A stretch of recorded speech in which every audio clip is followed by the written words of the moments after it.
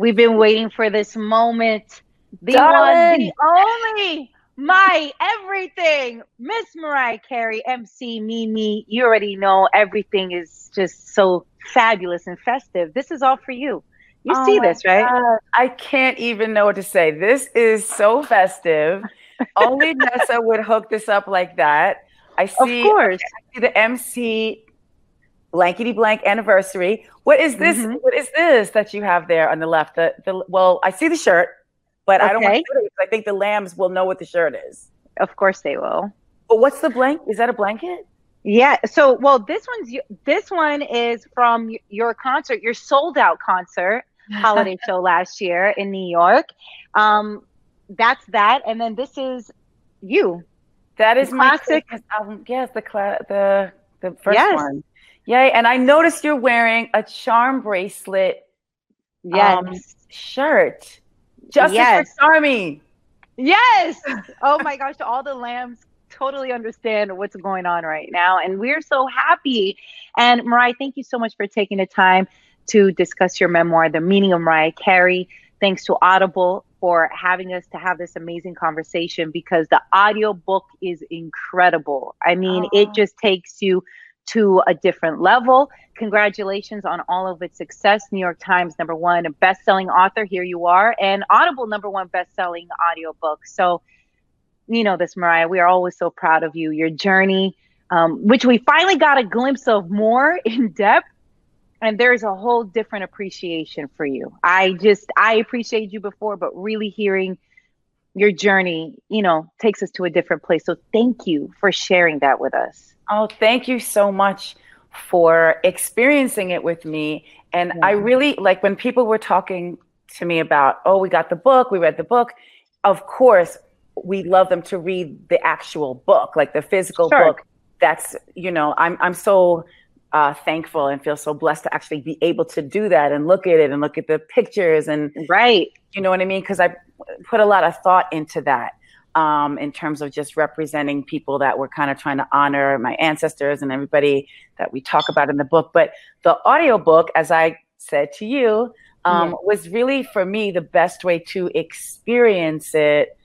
Even reading it with, I'm Yes. not trying to give people more stuff to do, but like even reading it with the audiobook for me, that was my best, that was the most immersed that I was in the process. Yes. You know what I mean? Yes. Because I'm just, you're reading it and you're narrating it and you're jumping in, as I do in conversation, we're in an accent over here, we're over here in another moment. But I just kind of like tried to let it flow emotionally. Also, I didn't have as much time as I would have liked, but I feel like that worked in my favor in some ways.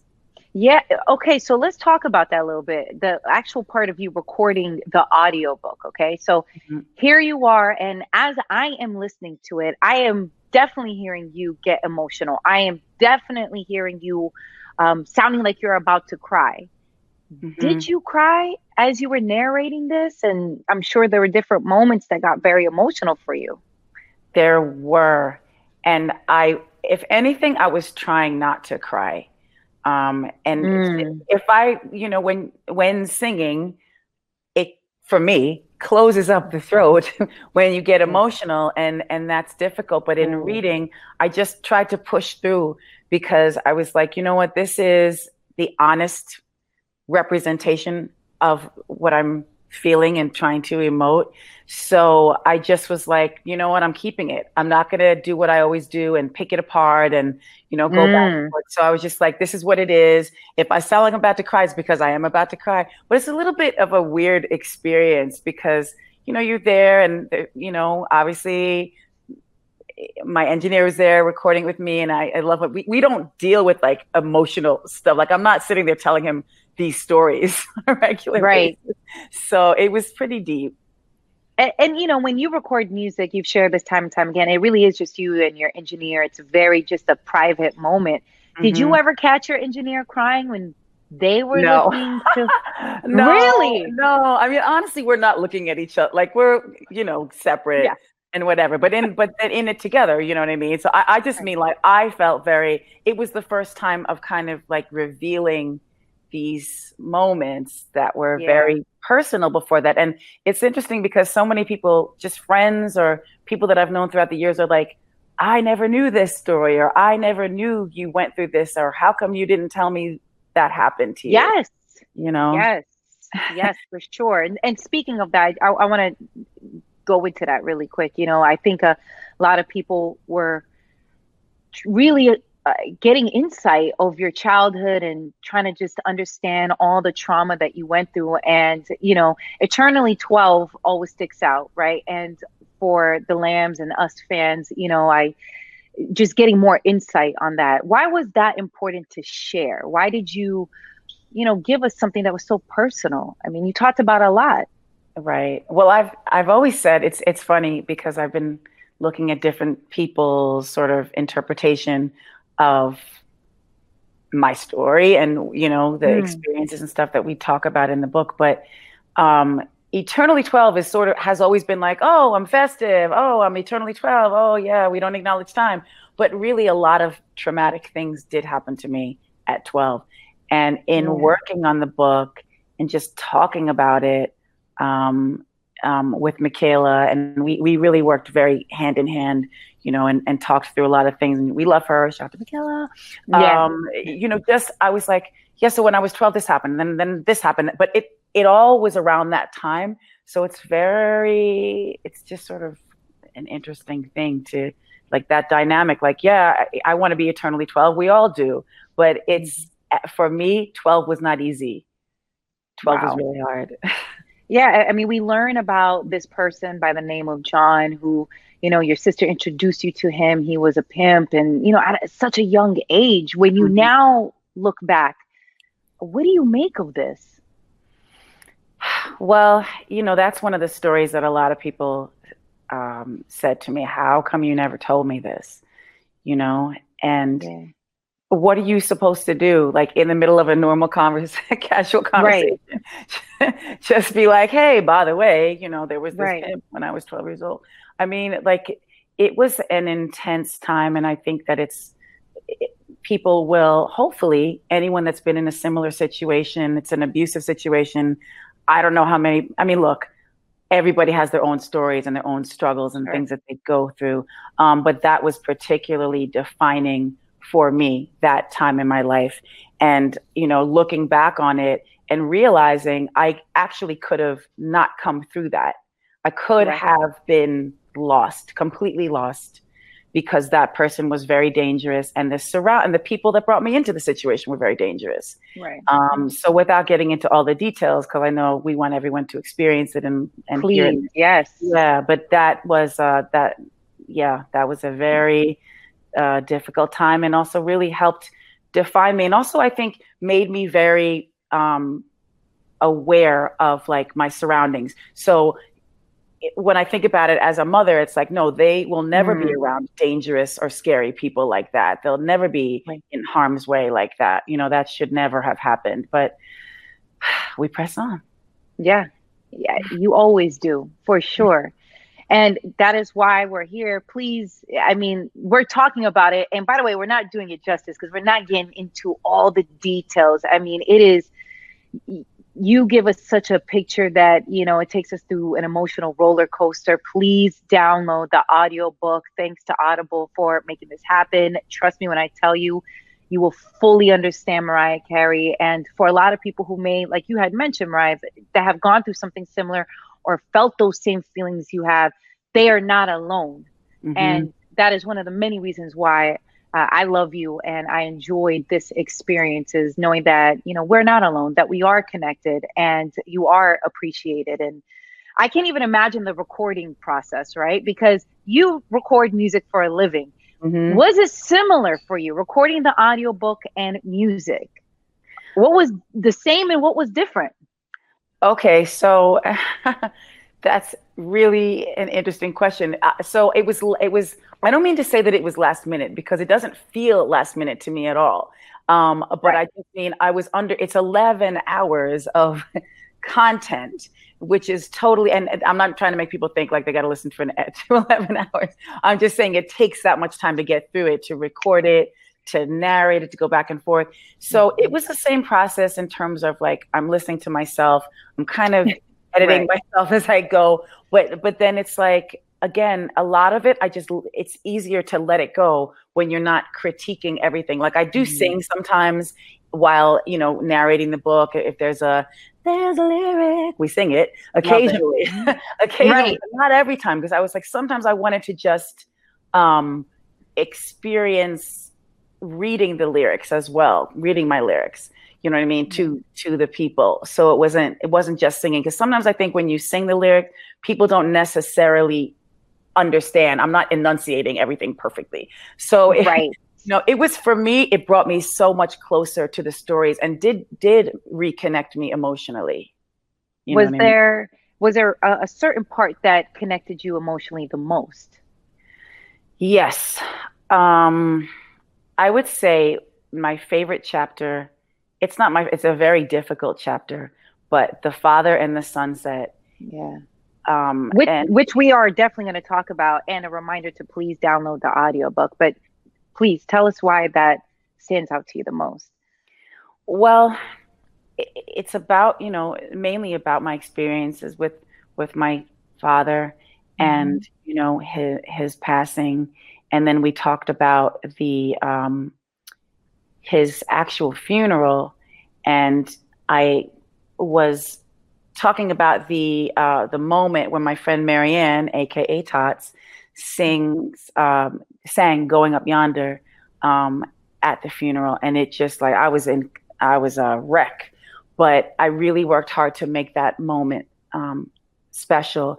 And in recording the audiobook, I was like, wait, Marianne's not here. It's COVID. What are we doing? I wanted her to do it. And so I just ended up doing it and kind of like recording it as, it's almost like its own little, it's like a snippet of a song. But I just recently had a conversation with somebody I'm not going to reveal, that I'm very excited about, that hopefully we're going to do something special with that part of the song. Oh, really? Yeah. But I shouldn't be giving these things away. Okay. Let's just hope Is it someone that we know? Is it someone I know? Is it a guy or a girl? Can you give us a hint or anything? Okay. All right. And you know what? I get it. It's a process. And so we will be waiting for that. I'm sure. Listen, Mariah, we can't have a conversation without addressing the fact that you probably have been working on music nonstop. Okay. So, we will, whatever you can share with us, we are always so grateful and thankful for. Let's talk a little bit more about the memoir, and really what made you finally want to share such intimate, personal experiences with the world? Well, I feel like, I guess I just expected people to understand me, like just on a human level, but that doesn't really happen. That doesn't really happen. No. And especially with the kind of background and the way that my childhood was, and just the other stuff that we talk about in the book, starting out, all these experiences that I've never had sort of an outlet to be able to detail them in this way. And if you're just sitting doing a regular interview, like if we were not talking about this right now, we'd be sitting probably talking about another project, talking about music, breaking down the songs, gossip, whatever it is. Yes. This was a totally different venue, and this gave me the ability to really feel, it was a cathartic experience. It was very freeing, and it's just a whole nother thing. So it wasn't like, oh, I'm just now deciding to do this. I want people to know the story, and when I'm no longer here, it's there, and also for my kids, like they should know this history for them eventually. Yeah, for sure. Have you had a moment to celebrate all of its success? Like, have you had a chance to just take it all in and just it was really sweet. Everybody blew up the New York Times #1 best-selling whatever, the chart, and the cover of the book, and it just felt so like a sigh of relief, you know what I mean? Because you never know what people are going to think, especially about I think I said this to you. It's like it's a weird life that I've had. It's not typical. It's not typical Right. even for a performer. It's Yes. very, there are a lot of layers. So I Hmm. feel like if people are accepting me, they're accepting that little girl that I was. And when I first started wanting to write this book, it was like the goal was to emancipate that little girl who didn't feel seen or heard, who didn't feel like she had a place in this world or even necessarily deserved to live because of all the Wow. weird, this the stuff that I had gone through and my own self-esteem, lack of self-esteem. But for me, it's a survivor story, and that's who it's for everybody that needs to make it through. Yeah, no, for sure. And you definitely feel this as you experience your audiobook. And you know what? Let's go ahead, if it's okay with you, Mariah. I want to play an excerpt from the audiobook. Okay. And this next excerpt is going to give everyone basically a glimpse of you on the come up, the grind to now become a professional singer, paid like a professional singer, and finally seeing you living in the city, talking about New York City Mm-hmm. and making your dreams come true. Okay, so let's take a listen and everyone tune in, and shout out to all the lambs who are with us right now. Here we go into Make It Happen. I began as a waitress, but as management soon discovered, I was still a teen and couldn't legally serve drinks, so I was moved to the cash register. Boy, was that a disaster. I was a hard worker, but I had spent most of my working time in a recording studio, and working a register isn't like recording background vocals. I wasn't picking it up fast. And this was a neighborhood joint with regulars and no-nonsense waitresses, like Kiss My Grits, Flo, and Alice, but New York tough. Those broads hated me for messing up their money. Eventually, I got moved to the coat check. Simple. But while I was hustling, I was also getting hustled. I wasn't allowed to keep my tips, which is pretty much the entire allure of being a coat check girl. I got $1 for every coat. I knew it wasn't fair, but I also knew it was temporary. Not more than 3 short years ago, I was abandoned and alone, without a penny to my name. So very young and so afraid, no proper shoes upon my feet. Sometimes I couldn't even eat. I often cried myself to sleep, but still I had to keep on going. Make it happen. We just listened to an excerpt, Make It Happen, from your audiobook. Please download it right here on Audible. So you know what I love about this time period in your life? It's the grind. It's the hustle. You're making your dreams come true. You move to New York City. The living situation is a whole different situation. What was that like for you? What stands out to you when it comes to your living situation, trying to make your dreams come true as a professional singer? Well, I mean, I think about really, like, I remember at one point I lived with a friend, and we talk about all different places where I live with different people during that time. It was like a matter of like a year and a half, but at that point in your life when you're just like starting out, it feels like forever. I had really some roommate situations that I didn't even get into that much of it.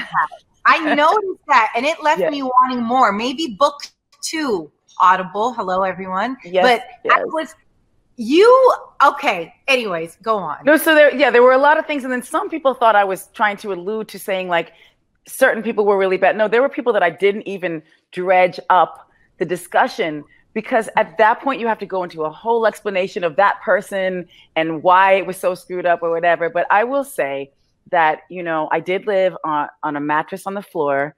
I also lived above a little, it was like what do you call it when they want to say again?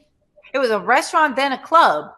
Oh yeah, no, that part. I lived above a restaurant club, but also I'm trying to say that where I actually lived in the apartment, you had to jump onto the kitchen counter to get into the little quote unquote loft, as they called it. But it really wasn't a loft. But then it was like $500 a month, and that was so much money for me at that point. And I just was so thankful for the people that were supportive, like my friend Clarissa, who, we talk about my alternative album in the book as well. And she ended up working with me on a version of that. That's a whole nother moment. That's a whole nother moment. And by the way, it saves my life every day still. Yes. But no, she was always cool because it was her place, but she was always like, she also sang, and she was also very supportive of me, and, you know, that I was a young kid in the city, and just like pretty much definitely out there on my own, which for the lambs who know that we have the rarities out, yes. I had done a version of Out Here on My Own, like around the glitter time when we never used it. And now, ironically, it's found, and it coincides with the story in the book where I talk about winning my first trophy at 12 in a talent contest, and I sang that song, and we kind of talk about Irene Cara, who I loved growing up and just always admired her and her songwriting, and she's just so beautiful, and she's, you know, biracial, and I just related to her on many levels. And this one is very interesting. I know for me, Mariah, it was heartbreaking for me to listen to this.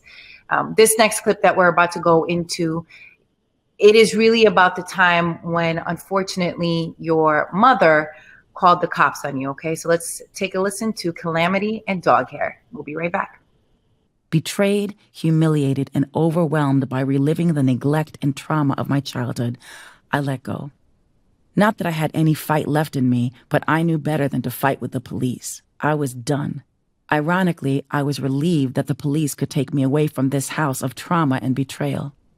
My brother had lured me back into the same depths of dysfunction that he, my sister, and my mother had dwelled in when I was a child. My mother had stolen me from my sleep, then turned me over to the authorities. There was nothing left to do but surrender.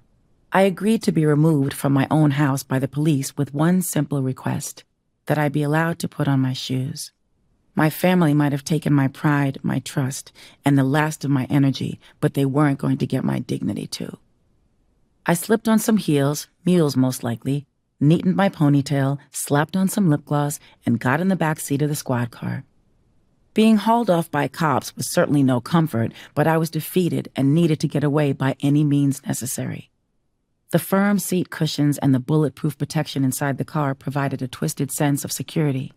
My body was reminded that it was still in critical need of rest. Morgan slid into the back seat next to me. You know, hearing you talk about being betrayed and humiliated by your family, and, you know, this was hard for me. I'm not going to lie to you. Listening to you go through this emotional situation where it resulted in your mother calling the cops on you, and because of a disagreement, and really because, as you explain in the memoir, you were standing up for yourself. You were tired. And we're going to go back a little bit in how you even ended up in that situation. But for the most part, how do you look at this Calamity and Dog Hair and this experience? Well, first of all, I have to just say that, all seriousness aside, the title is my favorite. Because it's dog hair, it's Calamity and Dog Hair. Right. Like, this is how I get through stuff, though. It has to go to some humor. Right. You know, we have to get through the bleakness. Yes. And so that was, yes, it was a horrible experience that I will never forget. And I wouldn't wish it on my worst enemy.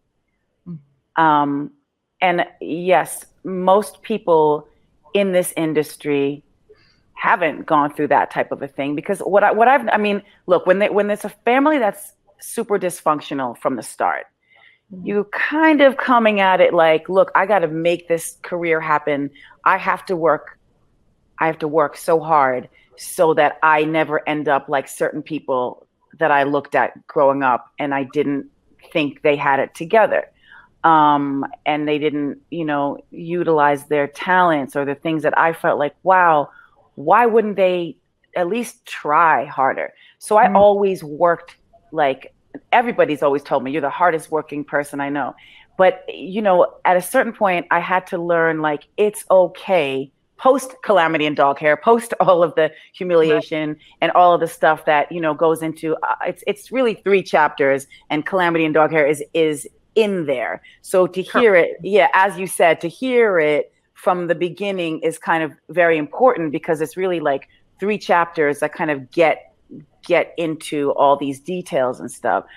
But what I really feel is that, going through the moments that I've been through that were so difficult, I don't know if I could have made it through if I hadn't had to be a survivor from such an early age. Wow. And we talk about that in the book, like from 6 years old, having to be that sort of like come and save the day type of a thing, no pun intended. But that's what it really had to be for me back then. And it's always been that. There's always like another mountain to climb. And I don't know why I'm selected to be this mountain climber, but it is what it is. But it really, that was a very, very difficult period of time. And I think, a lot of people who the book has resonated with, some of the people that I've known that I'm inspired by, that have been in this industry and that have succeeded, have gone through stuff with the press. And that was a very specific time with the press, because now it's like, you could just tweet something, tweet a response, someone comes after you, you can deal with it, but back then it's like when the press was ravenous for you, that's it, you're through. And you don't have like the next day scandal. Like now it's like, okay, well, what else is going on? What else is happening? But then it's like, okay, you get one scandal a month, and that's where I was caught up. And honestly, I have to say that this business is so hard because people want to control the artist. Yes. And that's what I have a problem with. Yes. And that's what I've continued to try and grab a hold of and stop, even in my own life, because you let people in and then they think that they own you. And it's really, really hard. And you know what? I want to jump back to Make It Happen. Speaking of music, we'll continue with Calamity and Dog Hair, but I want to talk about when you talk about the artist and your experience. And, even throughout your memoir, we hear you and people have helped you. And you talk about Prince and who was always defending the artist, as we've just seen, historically where he stood. And it's so important that we really understand from you why do you think that is? Is it because artists just love music so much for you and they know that you'll always want to do music? So the business side of it takes advantage of it. It feels like this relationship that, can go sideways at times. Yeah. And that's an interesting way to describe it. It is a relationship. Like I have a love affair with music, with making music, with being in the studio, with writing. Right. You know what I mean? And that's like, Prince is a whole nother level. And I do talk about him in the book and how he really encouraged me. He was all about like emancipating the artists and, this business being so screwed up, particularly back then. I mean, I think it's still pretty bad. Yeah. I'm not trying to be Debbie Downer about it, but we're not there yet. We need to evolve to another place with it. But he definitely, there's a special part in the book where I try to pay homage and just appreciation, show appreciation for what he did for me as a person. You know what I mean? Yeah, for sure. Which is, I can't emphasize it enough. Please download the audiobook. Please. It's so detailed. And also, speaking of artists, one of the things that I love, Mariah, that you do in your memoir is show your admiration and your love to other legends and icons and people who have inspired you along the way, and it takes me back to your love for being an artist, a songwriter. And then in Make It Happen, we see how that can be used against you. Also, your loyalty to anybody that really is believing in you at this moment, right? So we're hearing about you working on your demo, right? It's supposed to be an exciting time.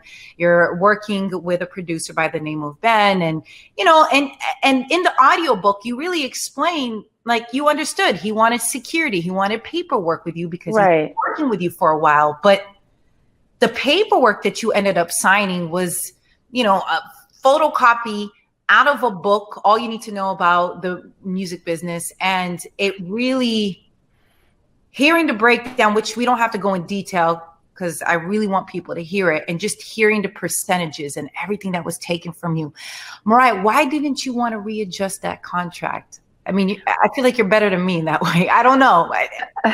Well, I did want to, but I have to say, when I first signed it, and this is no disrespect to anybody and their hustle or whatever, Sure. but you know, when I first signed it, I was just trying to move forward. Like, I was just all about, let's literally make it happen. Like, Right. you know, I'm not trying to sit around and wait, you know, and that was just that was my ambition. And I've always been that ambitious and that, you know, wanting to move forward. But I did want to change the details of that contract, but I didn't want to do it if it was going to harm somebody else.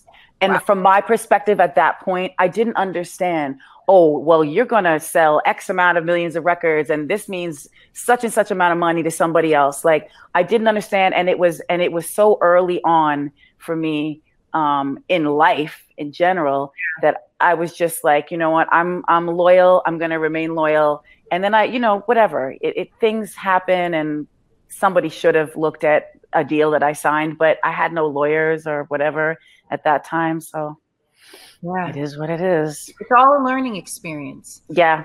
For sure. Now, I want to go back to the time period that we were talking about, you know, when we are talking about what we heard, the excerpt, Calamity and Dog Hair. And, you know, we kind of jumped right into it, that this was a very stressful, vulnerable time for you. And you really did count on your family to come through and help you. And you were looking for them to nurture you. And let's reset a little bit, because there's so much more to that. And I think context is very important, especially for the lambs out there to understand, because we know that you've had an up and down relationship with your family. Let's paint the picture. Why did you end up going to the house that you purchased? And obviously your mom was living there. You know, that's just what family does. You look out for one another. Why did you go there initially? Well, on that day that we're talking about, I was really trying to just get some sleep after and I think it's best to read about it rather than me go into it, because it doesn't necessarily make sense, because that moment didn't make sense.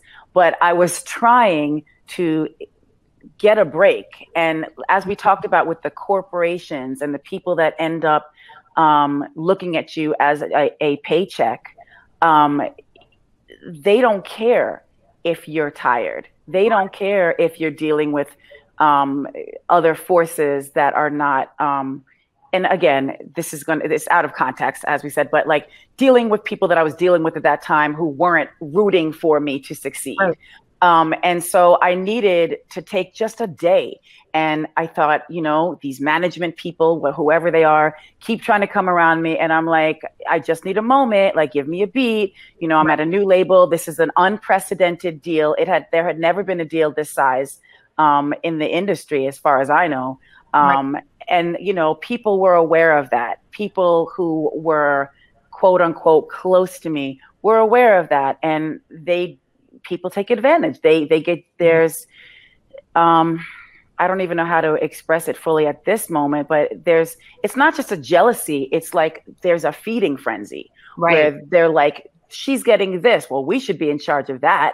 You know what I mean? And it's really unfair. But this is what happened. So on that day, you know, it was like somebody suggested, as I tell a story in the book, but suggested, oh, why don't we go up and have a nice trip to Pat's house? And I'm like, maybe they'll actually leave me alone if I go to my mother's house, which I bought, obviously. Right. But if I go there, they'll be like, oh, she's at her, like I always thought there was like this unspoken rule of, well, when you go to your mother's house, no one's going to bother you. No one's going to come up and try and make you do something or make you go to work when you need a break. And you went to those extremes to get away from everybody. Right. But that's just the way it happened. So Calamity and Dog Hair. Yeah. And there's so much more to it. I mean, it was a very stressful time for you. And I just wanted to share that context, because you really just wanted some sleep. You were on the road working nonstop. You know, Glitter was happening, Lover Boy, the single, and it was a lot that was going on. And obviously you were just trying to get some rest and, you know, looking into places to get some nurture. And that is why reading and really listening to this audiobook and hearing you read back and narrate and really opening our eyes to everything, right? Like, I mean, it covers everything from TRL and your music being stolen. And that was all in the same time. All in the same time, like within the 2 months. Yeah. You know, and it was intense. And you talk about Loverboy, and then it's like, I'm sure there were lambs around the world who were like, yay, this song is selling so great. And it's, you know, and it's number 2. Meanwhile, it was like a disaster. Oh my gosh, it's only number 2. Right. And I mean, can you imagine? And it's a soundtrack, not even a studio album. Yeah, exactly. And then what I had gone through with that single and having to redo it and all the stuff that everybody at this point, if they care to know, they can read about it. But you know, it was tough. And look, it wasn't the end of the world. It's still not the end of the world. But at that point, it felt like the end of the world to me, my life, my situation. And I even remember like sitting back and watching, I don't know, it was a music channel or whatever. And they're like, and I talk about this in the book, they're like speaking about me as if I was already dead. And it was really tough. And that's why when you spoke about Prince and when he reached out to me and gave me, you know, we had our moment. Right. That was a saving grace. There's sometimes, you know, God gives us angels and we're lucky to have them. For sure. I know we're getting close to wrapping up, but we did promise the lambs that we would touch quickly on the father and the sunset. Okay. Quickly, Mariah, what would you say is the sentiment from this portion of your life that you shared with all of us? Well, I think, you know, in the beginning of my career, it was always like, oh, what was the word? Estranged. She's estranged from her father. She's this and that. We really talked through so much. And I've talked about that in my songs. Not that, you know, everyone is dissecting the lyrics to Sunflowers for Alfred Roy or Bye Bye or, you know, any of these songs, but I have talked about it. And I was very thankful for those moments with him to be able to work through anything that we needed to talk about for us both. And the chapter is very rich in many ways, you know, very deep emotionally, but I also feel like because it's the only chapter that really has kind of like a full song, if you will, because I wasn't setting out like, here, we're going to make songs. Like, it wasn't that. I just decided, let me put this together and worked on it with my musical director, Daniel Moore, and we just did it last minute. And so I feel like after I did that chapter, recorded that chapter, I really felt like, okay, this is a new moment for me artistically, like just making this, I have to say, and I'm not saying this for any other reason than for the truth of the matter, this is a completely, for me, almost feels like a new genre of creating, like, because there is music, I do sing, there are lyrics, there's obviously the meat in terms of the book itself, but for me, this is just like a whole new place creatively. And I'm looking forward to continuing on this path. Yeah. And I also love the sentiment of you and your father becoming close before he transitions. And you shared the importance of sunflowers. You shared, you know, reminiscing with him over the meals that you both would have on Sundays, which is the linguine and white clam sauce. Listen, it sounds so delicious. You should. It was the best. I'm so thankful he left me that recipe. I make it every year on Christmas Eve, and yeah. We need a cookbook, Mariah. I mean, think about it. I'm ready. I'm so ready. I was talking about that today, or I was thinking about that today.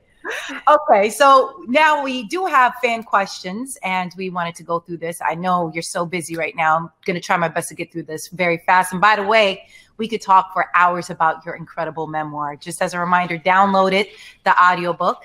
All right, so let's proceed with some fan questions. This is from @JC25B. Looking In is a song that saved my life and kept me going in my most challenging times. At what point in your life did you write it from, and how did you get Tommy to approve it going on Daydream? Wow, that sounds like someone that's very informed to know that I would have to approve it, or get it approved. Yeah. Well, thank you. First of all, Looking In is one of my most personal songs, one of my favorite songs that I've written. It was the middle of the night. I wrote it. I got out of bed. The melody came to me, and I went into my room where I lived at Sing Sing, as I call it. They'll know why if they read the book. Yes. And I wrote it in like 15 minutes, and then ended up singing the melody, what I wanted to do, to Walter A., who I was working with at that time.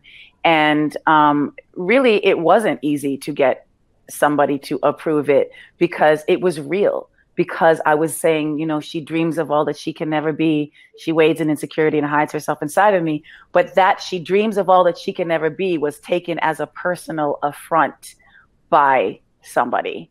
And it was just me being real. It wasn't me creating something. It wasn't me creating something, but it wasn't me coming up with a storyline and here's what it is. It was just stream of consciousness.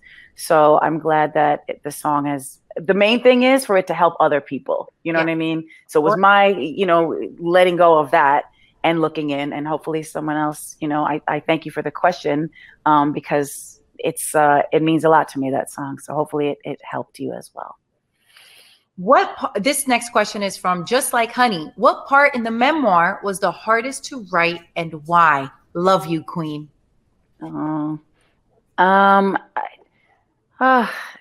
Each part was difficult in its own way, because you're dredging up feelings, and kind of going there sensorily. You're like going back to these moments and really reliving them. So, I think a lot of the chapters we dealt with today were, they're all different. Make It Happen wasn't like a difficult moment, but it's an interesting moment.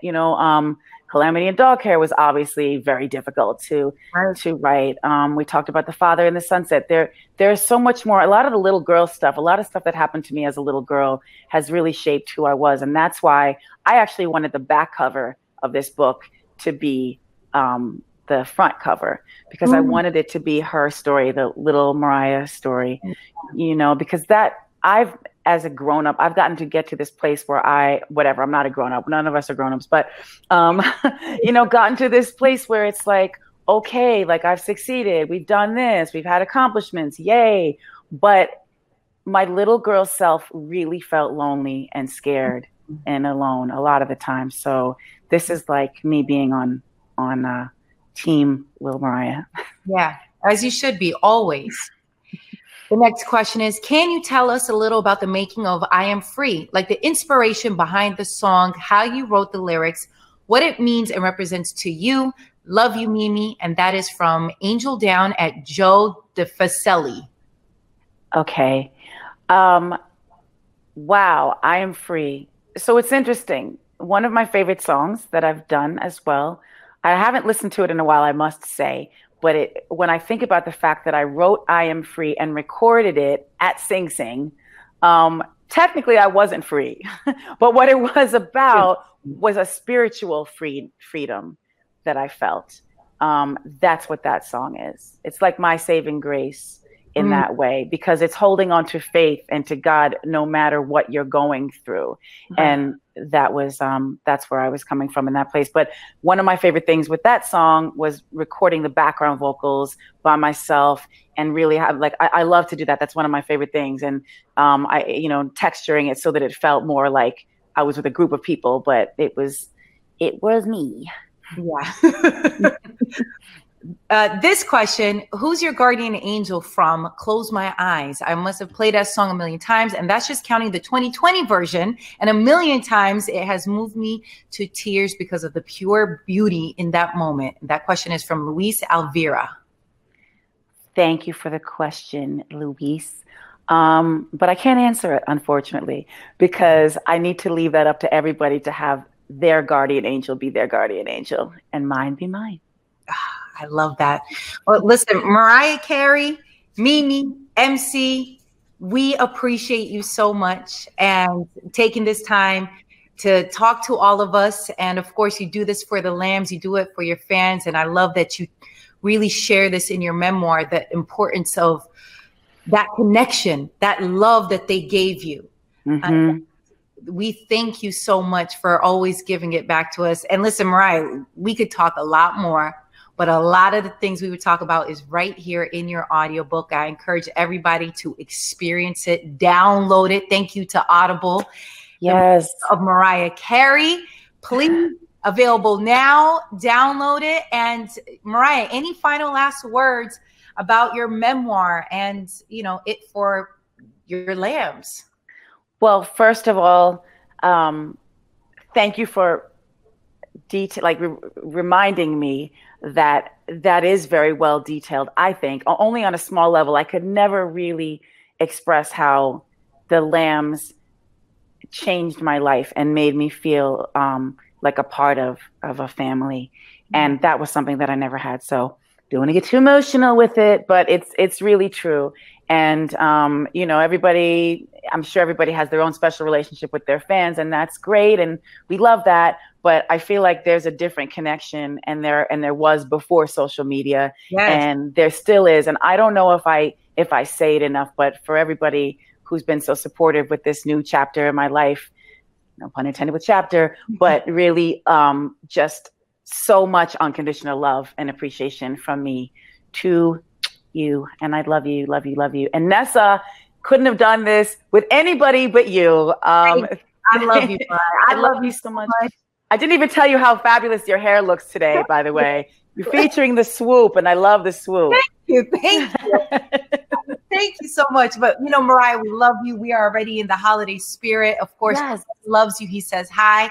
He's watching in the other room. As always, we love you, Mariah, and we're always here for you, and we're always proud of you. And I'm always proud of you both, and I love you guys. Thank you so much. And talk to you soon. Thank you, thank you, thank you. Love you. Love you. Bye. Bye.